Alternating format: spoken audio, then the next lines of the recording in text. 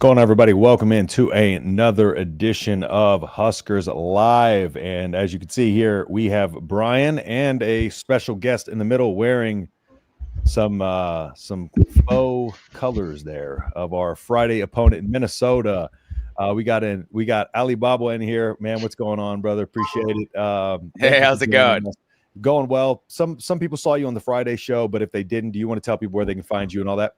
Yeah, absolutely. So my podcast is We Live for Saturday. We cover all 18 Big Ten teams, not just the helmet schools. We go in depth and do a preview episode and review episode every week. Our latest episode talks about James Franklin's firing as well as this past weekend's games. Awesome. So y'all go check that out over there. Great stuff over there too. And then the offseason, they do full team previews and stuff like that too. So y'all be sure to go check their stuff out over there. But we're going to be talking about the Matt Rhule stuff after we get through the Minnesota preview. But we're going to start with that. We'll start with the football stuff. So I guess let's just go ahead and dive into it. Brian, is your mic working? Testing 1, 2. Okay, so we're good. All right. So Brian can talk. Brian can introduce himself. Brian, how you doing today, man? I'm good. How are you? I'm doing all right. I heard it knocking over there, so I was hoping we were onto something. So it's a weird setting. My computer randomly mutes my microphone. I figured this out. This happened earlier in the year. I don't get it. I'm not a tech guy. Yeah, me neither. It's if restarting it doesn't work, we're crashing out and trying the next day. So, or buy new cables. That's my other option. That was my next step. Yeah, but if the cables don't work, I don't know what to do. I'm done after that. I'm calling an expert. But all right, well, let's go ahead and dive into the Minnesota game. So first off, man, how are you feeling about kind of where everything stands with the spread? Opened as a 5.5 point spread, I believe. It has kind of expanded to 9.5. So what do you feel about what's your confidence in this game and kind of how are you feeling? How's the Minnesota fan base feeling about this? I mean, I'm torn because like when you start talking about a 10-point spread, that starts to feel disrespectful at home, given the history between the two teams. At the same time, I think it's fair to say that Minnesota has not played its best ball yet this year. There have been a lot of uneven performances throughout. I think, you saw Minnesota play Cal was the worst game of the year. There's no question. But Minnesota played its second worst game of the year against Purdue on Saturday and, sort of got the win because we had better playmakers than them. But that was it. Minnesota did not play, overly well. I think the fan base, here's what I'll say. I think that, like, the message board fan base is miserable, but aren't they always? Yeah. Oh, yeah. And Minnesotans, if you don't know, I'm not because I'm not built like them, but Minnesotans are pessimistic by nature. Yeah.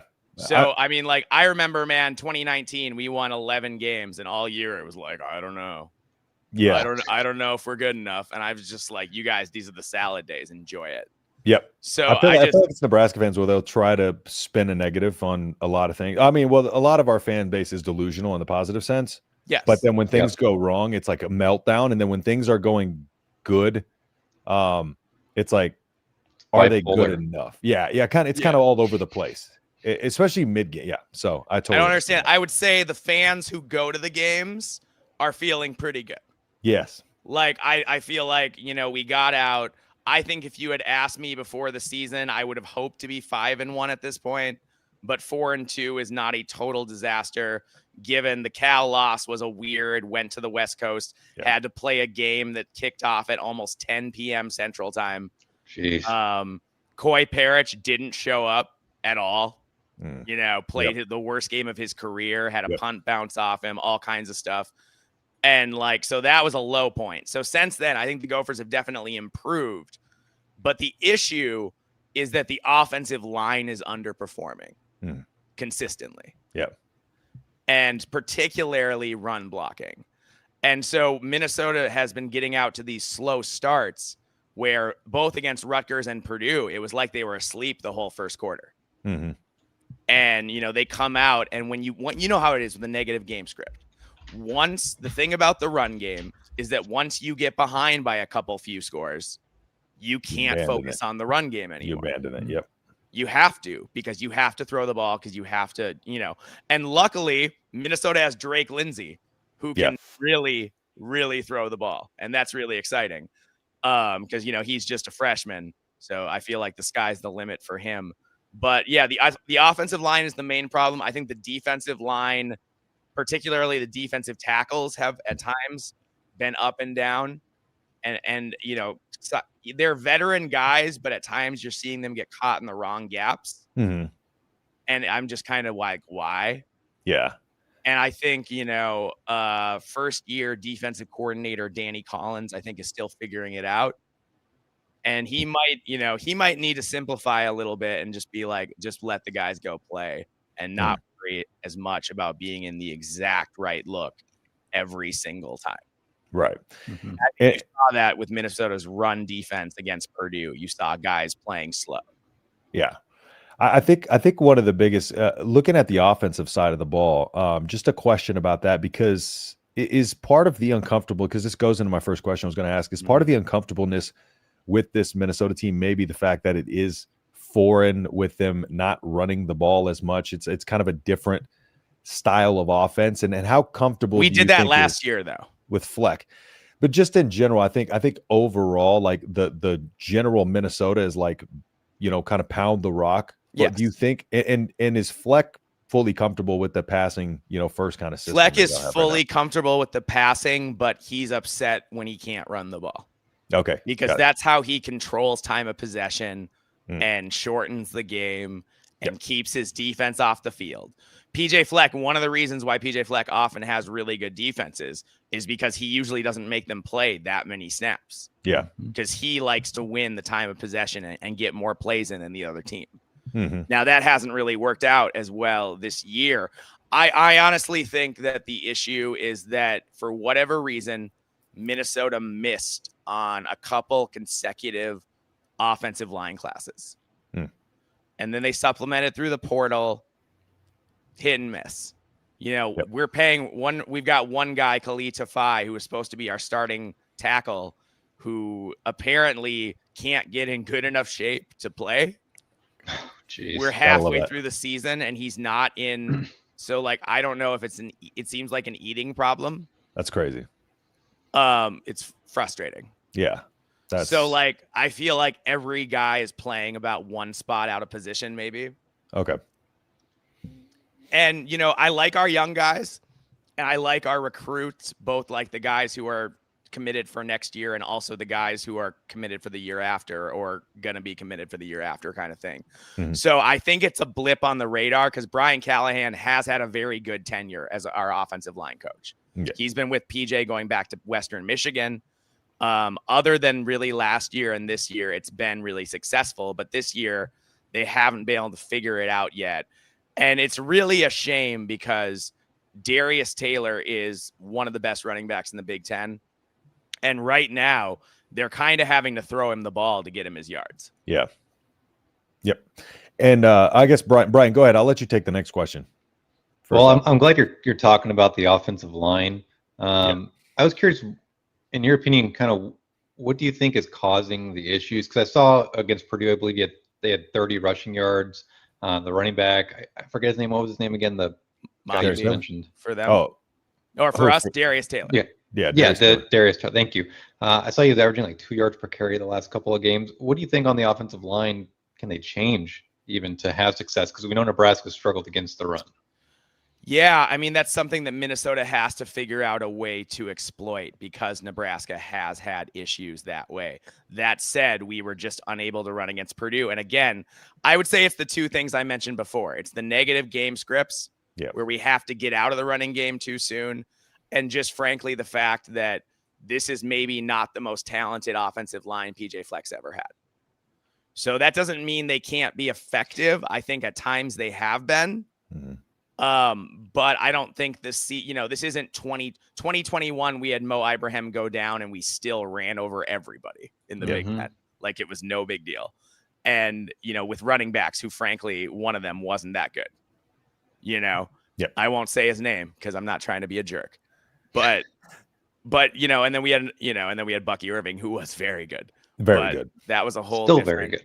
Yeah. Yeah. Oh yeah. That was a whole different kind of thing. So I think it's really those two things. And, I think I think it's a thing where if the defense plays a little better to start the game, it'll give Minnesota more time to commit to the run game. Mm-hmm. And I think if Minnesota can come out and not give up 14 points or 10 points in the first quarter like they did against both Rutgers and Purdue, if they can come out and not do that and give up more like 3 points in the first quarter or at most 7, then we can run the ball. Yeah. Mm-hmm. Yeah. So I really think it comes down to making plays. You know, the defense has adjusted and played really well in the second halves of games. Mm-hmm. The defense has not played as well in the first quarters of games. Yeah, and moving over the defensive side of the ball, one of the things that, you know, solid kind of top 50 nationally in terms of sack rate. What are some of the things defensively do you feel like y'all are doing well? What are some of the things that you feel like you need to probably improve upon? Because Nebraska is finding a little bit of balance in their offense lately. So, you know, what are some of the things that you think that the defense is going to have to juggle this weekend to kind of keep everything, maintain a pass rush while still being able to stay at home and kind of make sure that Nebraska's not taking the quick, you know, underneath reads and kind of dink and dunk their way down the field? Minnesota hasn't always tackled well this year. That's the issue. Yeah. Because we get pressure. Oh my God, we get pressure. And I'm watching it in the stadium, watching us get pressure, and guys just miss in space at times. Mm-hmm. And against Ohio State, sure, fine, whatever. Against Jeremiah Smith, okay. Yeah, good luck with that anyways. Like, yeah, he flattened Coy Parrish like it was like he was nobody, dude. And like you expect that. But against Purdue, you can't have that. Right. You just can't. Yep. So I really think it's if Minnesota can just tackle a little better, they're getting the pressure and they're covering pretty well. I will say against Purdue, we had our number 2 cornerback out, Mike Gerald. That hurts because Minnesota is deeper at safety than we are at corner. Mm-hmm. And so we need to have our top 2 guys in John Nestor and Mike Gerald. We need to have those guys in place, I think, to really feel strong, like we have guys locked up on the outside and our safeties can play more games and we can force turnovers and play, things like that. Yep. So I'm really hoping, I don't think he was supposed to be hurt very badly. I'm hoping he's back for Nebraska, but PJ will not say anything about injuries except for you'll see the report 2 hours before the game is what we get from him every press conference. Gotta love it. Yeah. Brian, go ahead. Yeah. So about the rushing defense in particular, statistically speaking, Minnesota gives up like 110 yards per game, I believe, which is top 25, top 30 nationally. But Purdue ran for like 225. Was that kind of like a one-off scenario? I'll be honest, I haven't watched a ton of Minnesota this year. I just moved 700 miles. So it was weird. A lot of football. It was weird. Like, I will say Rutgers ran on us at times, but it wasn't like consistently or anything. And it was, and neither did anyone else really this year. So it felt like a one-off to me. Honestly, you guys have watched decades of college football. I've watched decades of college football. You know what I think? What's that? I think it's possible that Minnesota maybe spent, I don't know, half a day last week thinking about Nebraska and not thinking about Purdue. Yeah. Very possible. I think Nebraska is a team that, doesn't quite rise to the level of a full-blown rivalry, but there's a lot of contempt and dislike on both sides. I think PJ relishes playing against Nebraska. PJ loves playing against Nebraska. PJ loves it more when you guys are ranked. He loves that. He loves that stuff. Yep. So he's like, PJ's like, oh yeah, baby, I got my best stuff this week. I'm going to motivate the bejesus out of this team.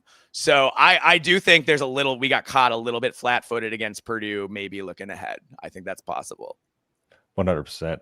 One of the things too that, the Minnesota's tends to be and still continues to be a very unpenalized team, very disciplined team for the most part. Is there a trade-off there with the lack of kind of explosive plays in the offense versus kind of keeping that everything tight and kind of controlling protecting the ball? Is that kind of what PJ Fleck does, or does he want to try to get more explosive plays going? He's been much more open to pushing the ball with Drake. Okay. And I also think, like, okay, if you look at last year, Minnesota had Daniel Jackson, they had Elijah Spencer. They were both very good receivers, but those guys are both possession receivers. 100%. Yeah, they didn't. They were route runners. They were not guys who were going to wow you with athleticism and beat you downfield. Correct. So right now, the problem Minnesota has, but it's been successful at times, and you saw that against Rutgers, and against I forget the MAC team we played offhand because it's been a season. But I want to say Ohio. Buffalo? No, Buffalo. Yeah. Buffalo. Jalen Smith is real. He's real, and he's freakishly athletic. And against Ohio State, he was the only one on offense because Darius was still on a pitch count and coming off an injury and not looking himself. Yep. He was the only one who looked like, out of our skill guys, they belonged on the field with the Buckeyes. He is also a redshirt freshman. There are mistakes. Yep. Yeah. And at times, man, you get him the ball and he's one-on-one and like, good luck. I know your secondary is great, but like, I like our chances. Yeah. But at the same time, there are also times where he's running his routes and I'm like, what are you doing? Gotta love that. Like, you're not like getting into and out of your break the way you normally do. Like, where's the explosion? Where's the consistency? Yep. Kind of thing. So they need that because, like, I like Javon Tracy a lot. He's a nice player for us. He's athletic-ish, but he's not a freak. Yeah. He's not that. Yeah, he's not quite as athletic, I think, as his brother is. Although he makes some really nice plays. Yeah. I mean, that touchdown he had late against Rutgers was totally ridiculous. And Lemeki Brockington is a guy who you love because he started out as primarily a run blocker for us a few years ago, and he's just gotten better and better and better. And he's a really reliable, consistent wide receiver. He's not your number one wide receiver all the time kind of guy that you can game plan your whole thing around. But he is very steady, consistent, gets open, is athletic. He was on Bruce Feldman's freaks list because he squats like 750 pounds. Yeah, that's nutty. Jeez. That's nutty. As a wide receiver. That's insane. Yeah. That's insane for whatever position you play. Right. So like Lemeki's great that way. So I'm really happy for him. Jameson Gears is a nice tight end. It's can we get good enough offensive line play? Yeah. For me over and over and over on both sides of the ball. Because I think the defensive line play against Purdue was a one-off. Yeah. And I think I saw you, I can't remember. You tweeted about kind of the officiating of that game. Oh, man, dude. Was it the Big Ten officiating? Is it just me or has it been specifically the going Purdue game? downhill consistently? Yes. It's been getting worse. Bad. It's worse this year, I think, than it's ever been. And last year we said that about the previous year. Yeah, right, exactly.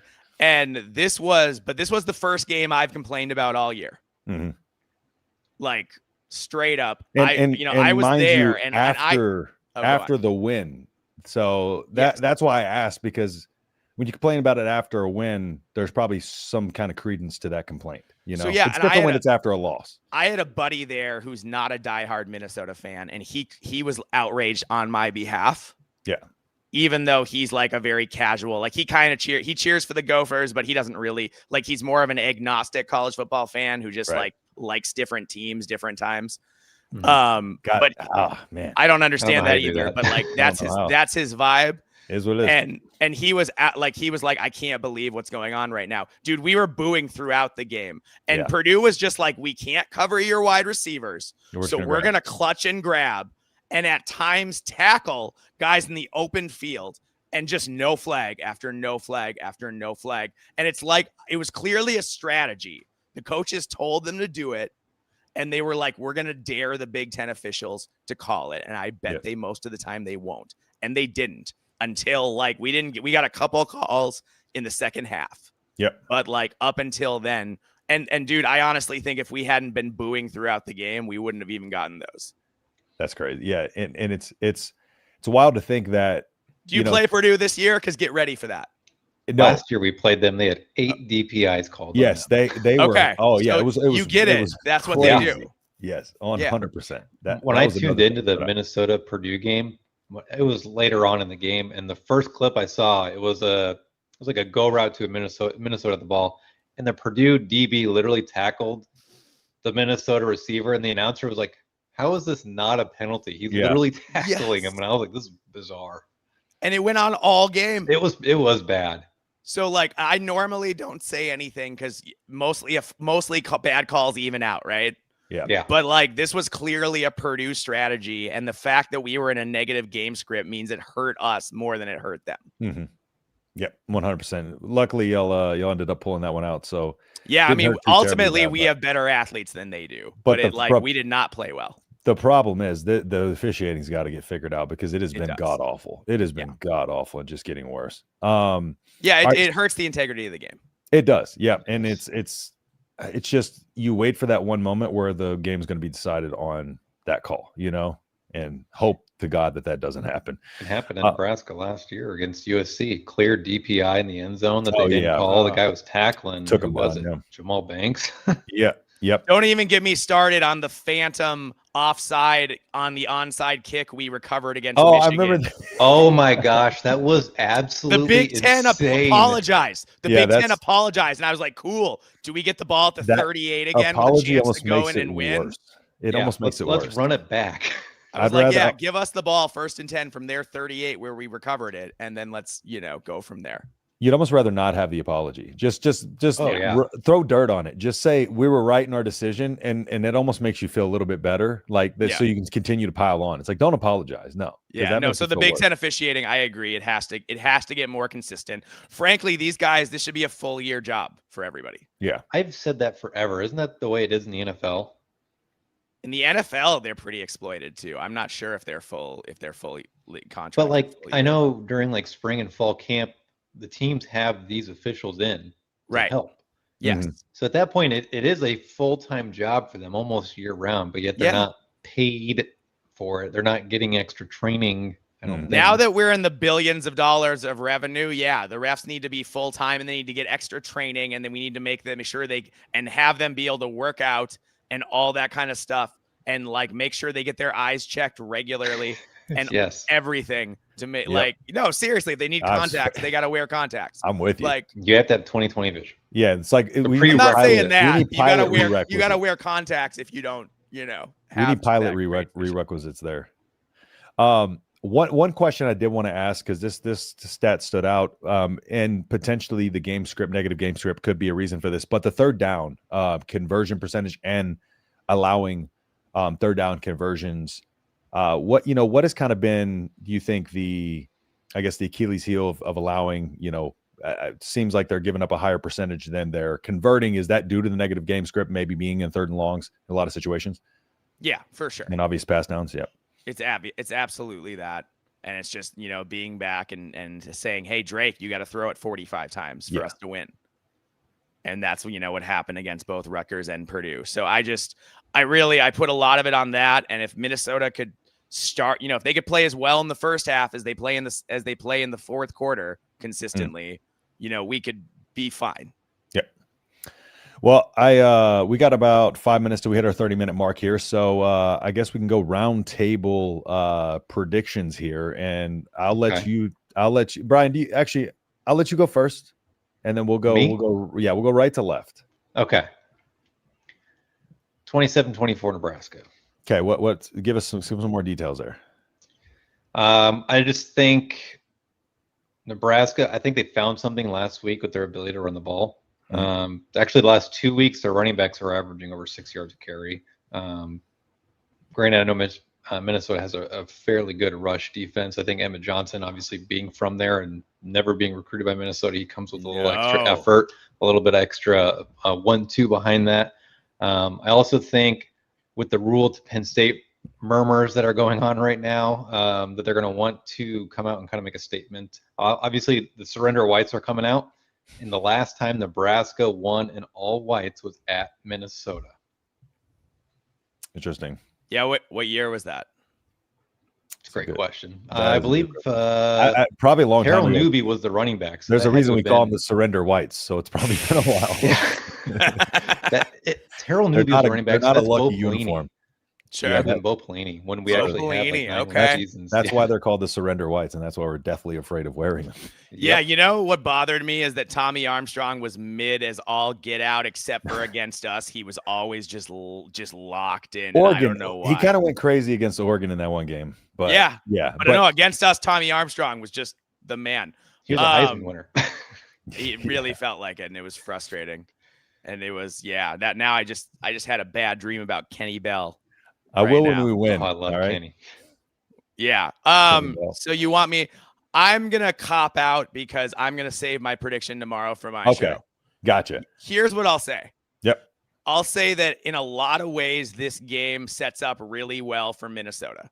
Mhm. This is 2 games in a row on the road for Nebraska Yep. on a short week, Yep. on a Friday night in front of a hostile crowd, all that kind of stuff. That Mhm. said, the fact that it's on a Friday night means the Minnesota crowd won't have as much time to tailgate. Yeah. And the student section won't have quite as much time to get drunk, which worries me a little bit, honestly, in a real way. Like, I still think they'll show up and be awesome, but I don't love that aspect of, like, I like the short week in that you guys are on the road 2 weeks in a row and might be a little tired from having to do all the travel back and forth. But I don't like that it probably negatively impacts how drunk the crowd is. Yeah. Which is always a good harbinger of enthusiasm. It is 7:00 though. It's not like a 5:30 or 6:00 game or something. So I do, that gives you at least a few hours to pound them back, which I think is, honestly, this sounds silly, but I think is legitimately important when you're talking about an entire, a stadium of 50,000 people or whatever. Yep. PJ Fleck has really excelled in spots like this, in back against the wall, us against the world. Everybody's picking the other team. He gets to talk about what PJ loves to do is talk about how great the opponent is. Mhm. Like, he's a little Matt Rhule that way. Yeah. He's going to really go overboard and really talk about everybody like they're the second coming of, a Heisman contender on the other team and gonna win awards. And this team's so great. And, that coach, he's such a good guy and he's a good person and I love him. That's PJ's whole thing. But behind the scenes, that's not what they're focusing on. Yeah. They're focusing on, hey, people are saying we're going to lose. People don't believe in us. They think they're better than you are. Yeah. Are they better than you are? And generally his players play well in that spot. Backs against the wall. Yeah. I like Coy Parrish. I like Kerry Brown. I think those guys are big time playmakers. I think so is John Nestor. So I think you guys have a really good secondary. We have a really good secondary. You have receivers who are probably a little better than our receivers. I like Emmett Johnson, respect him a lot. I will take Darius Taylor. I would go to war with Darius Taylor against anybody, anywhere, and feel good about it because I have a deep love in my heart for him and he's fully healthy again, which matters. I know I sound like a broken record. But I'm worried about our kicking game because we can't kick outside 40 yards. Yeah, that was one thing I was going to mention is the special teams. Yeah. Yeah. Our kicker is good from 40 and in, but from 40 or good from inside 40, but from 40 and out, it's been not good. So that worries me. Do you think it's to the point where they may not attempt anything outside of 40, or is it that bad? I told Fleck that's what he should do. Yeah. Fleck, I'm like, you either need to punt or go for it. Mm-hmm. Those are your options. Punt or go for it, because you cannot give them the ball at midfield because you got in your feelings and thought you could hit a 53-yard field goal. Yeah. We are not that team this year. That's not who this team is. Yep. Not with the current personnel. So this is all a roundabout way of saying that I'm leaning towards Nebraska right now because of the offensive line. I'm trying to think of a score, but if you're going to exploit anything, you should exploit the fact that Minnesota struggles to run block. Yeah. I think it's a field goal game. I'm not sure what the score is yet. I think Minnesota could easily win this game, but they need to play better than I've seen them play so far. I think they're definitely capable of it, but I need to see it before I can pick it to happen. Okay. Yeah, that's fair enough. I think I see a very close. I've been picking Nebraska to cover the spread, and they haven't been doing so. But I've seen this one as kind of a close, kind of gruel them out, knock it out, drag them out game since basically it was put on our schedule. So I'm more kind of in that 28-24 camp. So I think Nebraska will win a close one. I don't think the Penn State rumors are going to distract them too terribly much, but I think it's going to be a tough place to play, and I think Minnesota is going to come and turn it into kind of like a dog fight. And if they can get pressure and rough Rhule up, they might be able to get him to make some mistakes. And if they can play clean football, and get behind the run game, kind of like you mentioned, get in a different game script, you never know what could happen. But I do think it's going to be kind of a knockdown, drag them out game. I don't think Minnesota is going to go away. I think it's going to not until the clock hits 0. So yeah, I think it's going to be a damn good game, but I'm excited about it, man. It's me too. Hopefully we watch out for tide. Anthony Smith. If Minnesota does win, watch out for Anthony Smith at defensive end. Got it. Because he is gonna be when he gets in the zone, he's totally dominant. There's almost nothing you can do about him. Got it. Yep.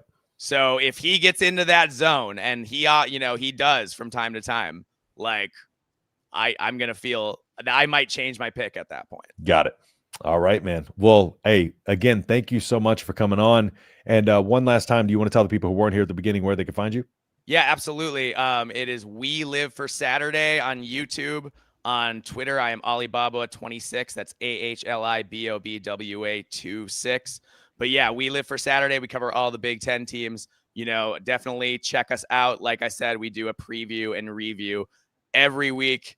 And we also, if any of you interested, we don't currently have any Nebraska fans in our chat. So if anyone really wants to be in a Big Ten chat and talk ball, DM me on Twitter, because we like to try to have at least somebody from every team.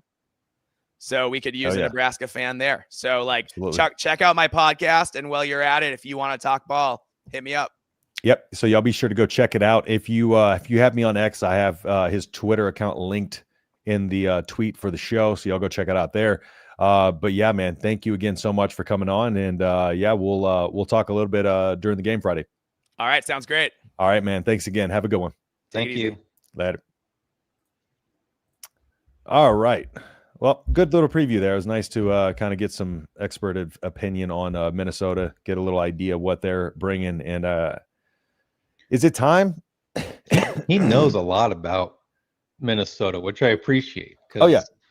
Definitely. It helps get that perspective from someone that really follows them closely. It's exactly the reason why I wanted to kind of bring him on here and, let him kind of take the floor and break them down, because we can watch what we watch from the clips and the highlights and, the numbers. But for somebody who intimately watches the team, they're going to be able to break it down in the best detail possible for y'all. So, all right, let's go through some of the comments here. Yo, gentlemen, hope all is well. What's going on, Mike? Minnesota is our Big Ten's Colorado. The fact that they always play us tough.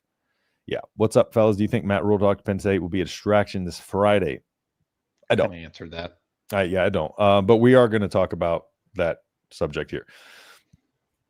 Is Malachi Coleman playing? Yeah, he's not playing much at all. In fact, I think Malachi has 1 catch on the year. Does he? I'm going to check. Emmett may feast, but Minnesota always plays us tough. True. 1 catch for 6 yards. What is the weather going to be like up there? It's a good question. 1 catch for 6 yards. Yep. Nice. So PJ is scared. Yes. Broke Matt Rhule here. Hey, Matt, are you going to Penn State? Well, since you're broke, probably, but that's the broke one. You can go to Penn State. All right. We'll just keep the other one. I'm hoping I don't have to work Friday. Just start a new job. I'm pretty much on call this weekend next. Tell them you will quit if they call you. Minnesota. So Friday's forecast is 71 with a chance of storms in the afternoon. 71 chance of storms. 71 with a chance of storms. So what's the percentage? Does it say? It said afternoon showers. Okay. So we should be okay. Should be all right. Might just be a little wet to start. Husker Power, what's up, brother? Let's see. GBR. The pay sucks for college officials, only $46K per year. I'll do it. NFL makes $100K starting out. Needs to be consistency. One, officiating crews understand certain rules different than others. Yeah, it's so subjective. Mhm. We got 31-10 here, 32 Minnesota, 32-17. Quit calling the surrender rights. I'm not afraid of the uniform. For context, I was telling him why we call them that. I call them surrender whites, but give I love the uniforms. They're clean. Yeah, I don't think uniforms win or lose us a game. I don't. If it does, we got bigger problems. Yeah. They won't be that drunk, which worries me.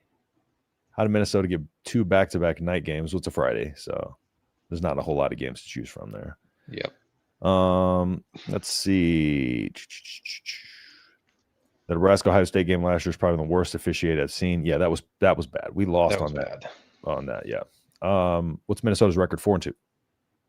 Yeah, 4-2. 4-2, but it's not a good 4-2.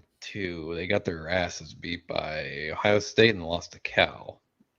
Thanks for having me on. Their only 2 wins are Buffalo and Northwestern State or something are 2 of their 4 wins. High is 70 and clear on Friday. No, we appreciate you coming on, man. Thank you again. Love that they can't kick long field goals. Yeah, it reminds us of us every year, but this year. And basically Alex Henry before that. Whatever our last field goal kicker. That was probably Alex Henry before that. Nah, but Kunan is the best we've had in. Drew Brown was pretty good. When I was wondering when Drew Brown was. He trying was to here think during in the my Mike head, Riley year. era. Okay, cool. So he was more recent. Got it. All right. So I guess we'll go ahead and start talking about a little bit about the Penn State, Nebraska, Matt Rhule rumors. Let's go ahead and let me hear your thoughts on this. I'm gonna let you kind of take it away here, and then I'll leave my thoughts as well. Okay. Well, my thought is it's an obvious choice because of his ties. Yep. But if they hired Matt Rhule, they basically just hired a white version of James Franklin, a guy who has consistently won and does not, but he doesn't win big games. He has a worse record against top 10 teams than James Franklin. And I love Coach Rhule, and I think he's right for Nebraska because we need rebuilt. He's never gone to a program and sustained what was. Mm-hmm. Can he do that at Penn State? Probably. He's got ties to the Northeast, obviously, with recruiting, especially. He's bringing in Penn State recruits that just decommitted in a couple weeks for the USC game. I don't. If they offer him the job, he's gone.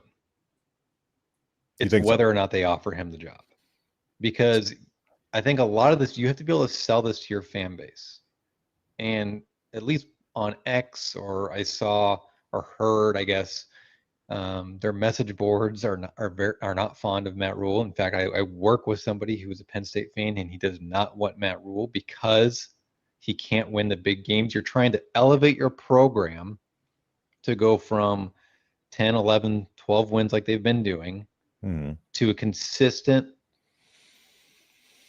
I don't want to say playoff contender because I think they are a consistent playoff contender, but a consistent challenger for the national title.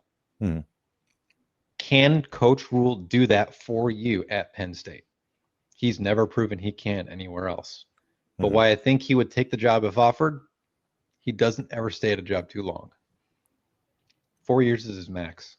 He did it at Temple. He did it at Baylor. Why not us?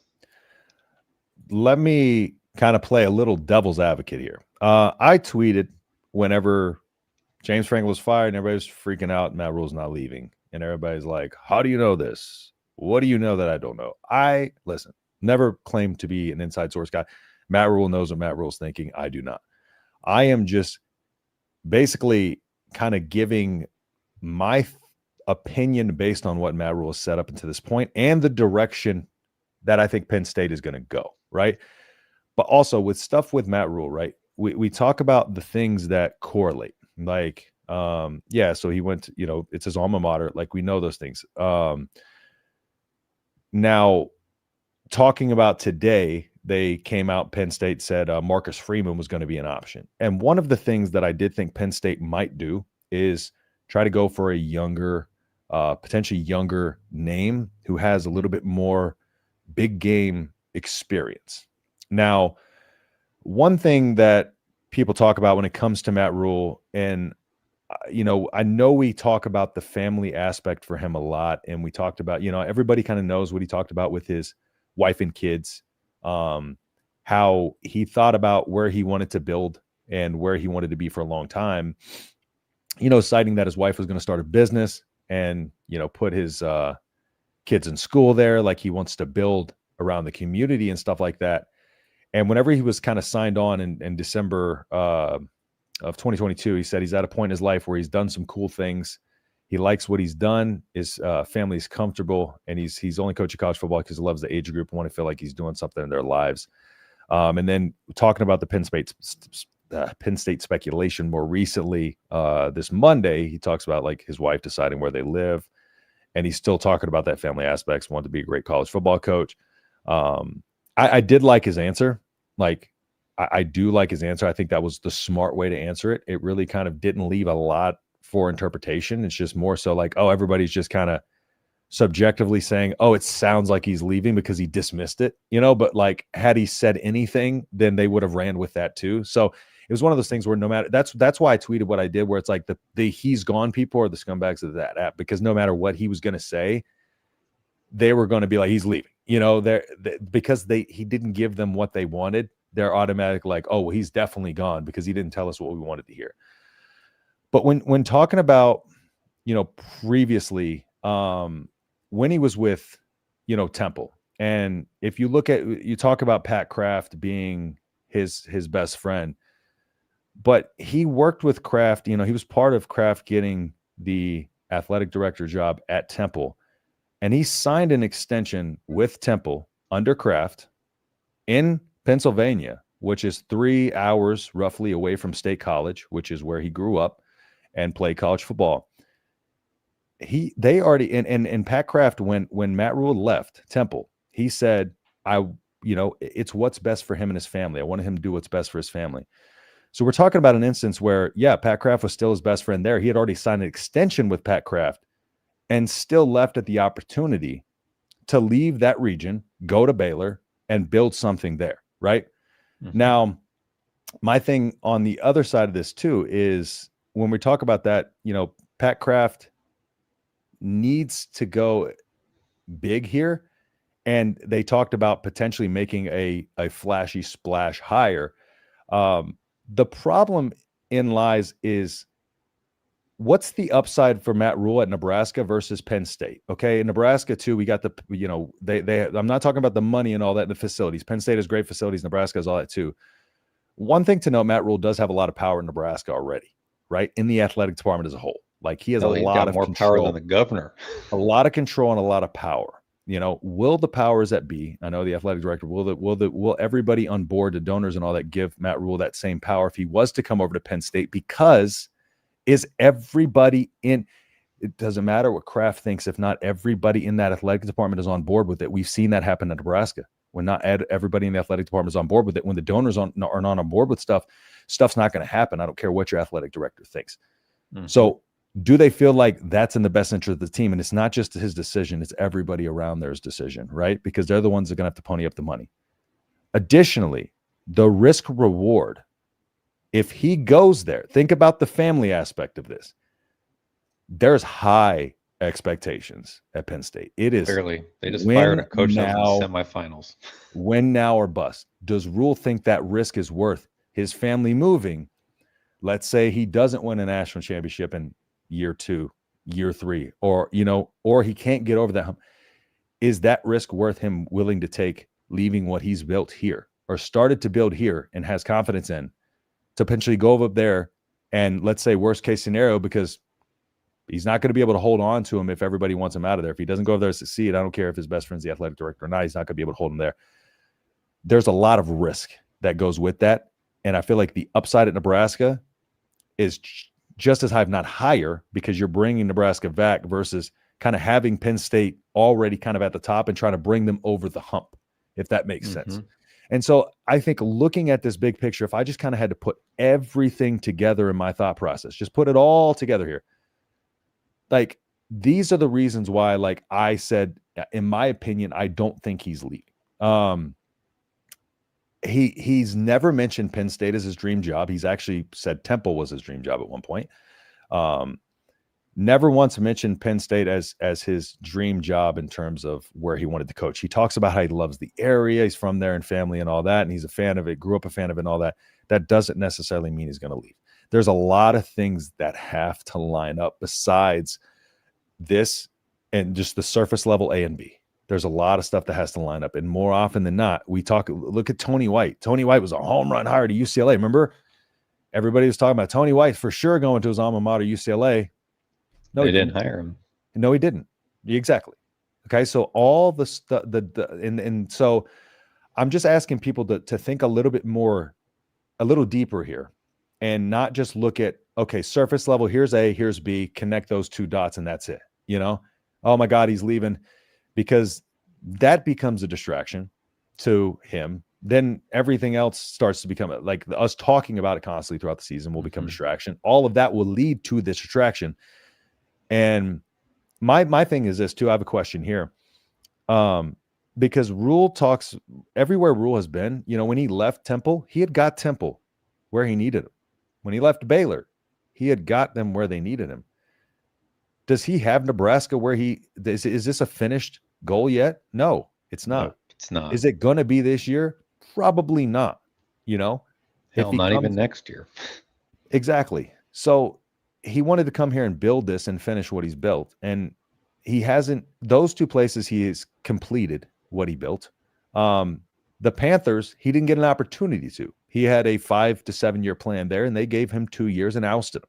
And he had said, hey, if they would have said, I need you to win in 2 years, he would have went in there and won in 2 years, right? But he wanted to do that long process and build, and they let him go before he had the opportunity to see it come to fruition. He still has not completed what he set out to do in Nebraska yet. He has a lot of aspirations and goals that he wants to do. He wants to leave a legacy in Nebraska. And not only that, now we have kind of some other indicators coming in, with I think, was it Rhule? Rhule posted, was it yesterday on Instagram? I think it was yesterday or Sunday. Said he's not leaving, and then posted I Never Lie by Zach Top or something like that. And his comments today too. Yes. And his comments today on it as well. So just and that just kind of adding to kind of what my thought process was before. So I wanted to make sure, and that's why I said tune in Tuesday, because I wanted to kind of, it's hard to tweet this, in the way that I kind of did it and connect those dots. But that's where I feel, in my opinion, again, this is all my opinion, I know nothing on the inside. My opinion of why I think he's going to stay. And I just don't think this is a unique situation to any other situation that he's been in. And I don't think he's leaving. I honestly am not concerned about it. And also I don't necessarily think he is the home run hire Penn State's looking for. And I think those would have to align. I think those two would have to align for that to be the case. But of course, he's not an idiot. He's not going to come in and just be like, yeah, I'm not going, because if you close doors, you're not a smart person in general. Because you never know what they can throw at you. You never know. You never know what they're willing to offer. You know what I'm saying? So if he closes that door and doesn't even have the conversation, that's a potential regret he'll have, right?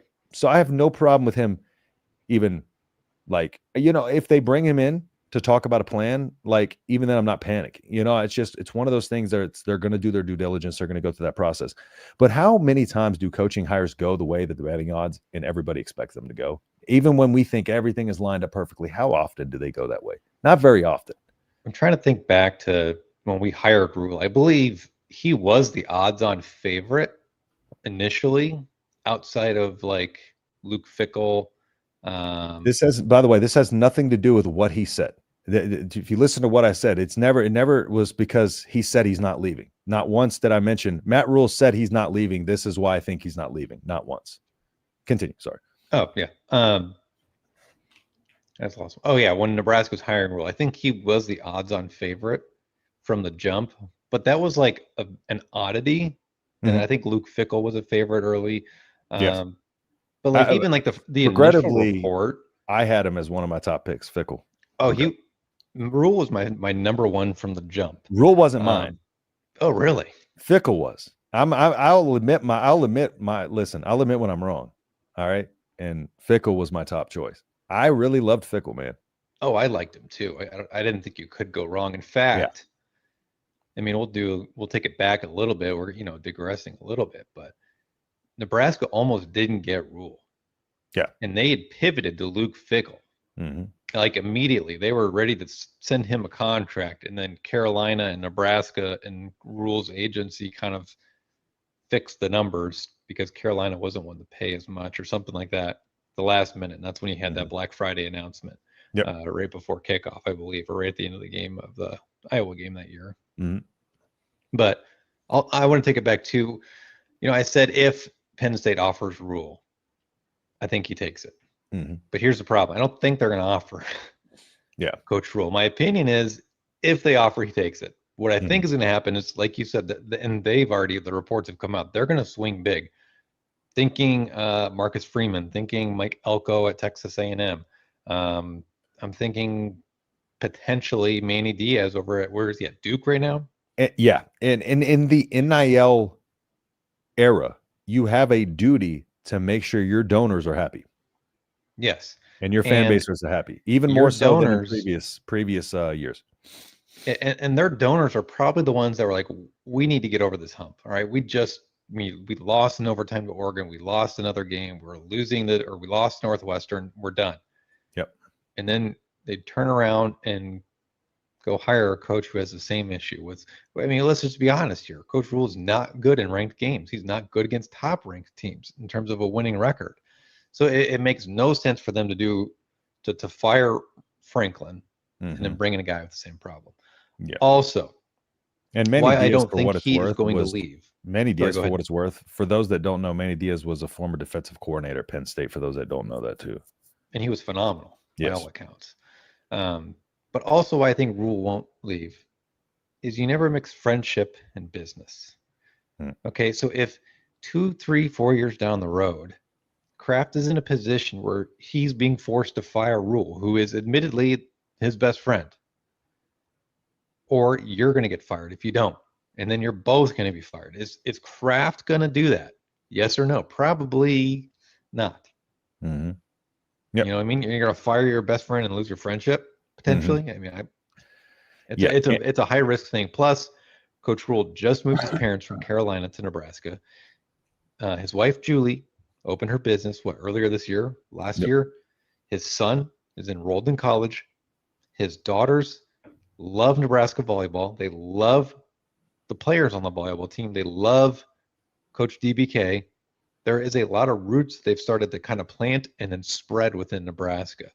And I think Rhule is, like you said earlier, he's mentioned, I've done a lot of things in my career. I think he's at that point in his career where he probably has got 5 to 10 years left, and he's going to walk away a happy man and a multimillionaire. And he's not going to have a fan base that supports him like we do, where our expectation is, quite honestly, let's be respectable. Let's get 9, 10 wins a year. Let's make a playoff run every now and again. Recruit well, represent the state with pride, put a good product on the field. At Penn State, they just fired a coach who went to the semifinals last year, who's won over 30 games in the last 3 years. It's absolutely asinine what they just did, honestly. I'm kind of getting a little sidetracked here, but I think what Penn State did was an absolute fucking dumb decision. It pisses me off that they just fired James Franklin. I think it was dumb too. Because they're not Ohio State, and they never will be. Yeah, I agree. And to that point, again, I think kind of, even if they do offer him, I still think he doesn't leave. That's just me. Because of kind of what you mentioned with his family, but not only that, he has already laid the foundational framework that he believes will have Nebraska. You got to think, he is a builder and he implements his systems in there. So at Penn State, he would have to go in there and restart that. I don't care what anybody says. I know they have a lot of talent and all that, but a lot of those guys would flip. But also he has to go in and still start groundwork of what he wants to do. And they will not tolerate a 5-win season. And that's what I'm saying. Like, he doesn't have that time to potentially regress, because if the fans are already upset about the potential hire of Matt Rhule, if his leash and the whole, friends, the fans will use that against him and be like, oh, you went with your friend, Mhm. over, kind of like we did with Matt Rhule last year with Satterfield. Oh, you did this for your friend. You're not looking out for the university. And then Pat Kraft's at the end of the day, does he feel Matt Rhule is the best for that role? Because at the end of the day, he's going to look out for his friend too and look out for himself. So he's going to do whatever's best for him. Yeah. And so I think with the way Matt Rhule works and this foundational system he has to bring in there, I just don't think it makes a whole lot of sense for him to move. I think the only part of it that makes sense is the only thing that people are focusing on, alma mater from that area, right? I think that's fine. Like, Ask Scott Frost how it went.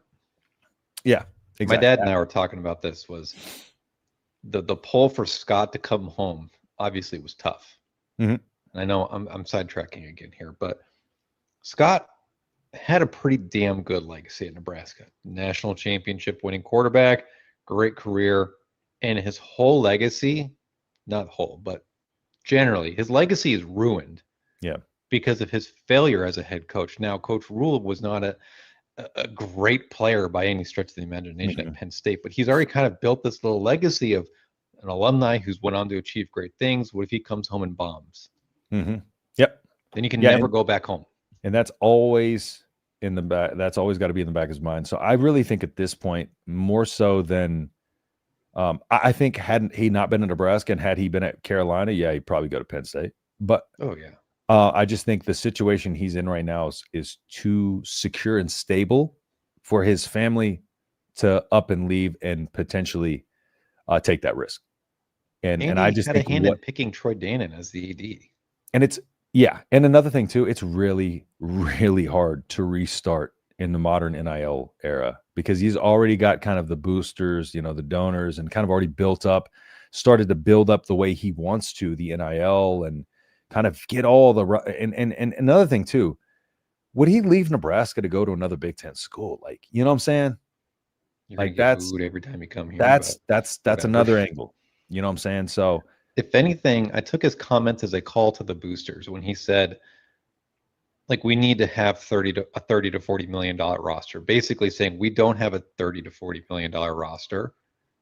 I want to stay. This is what I need.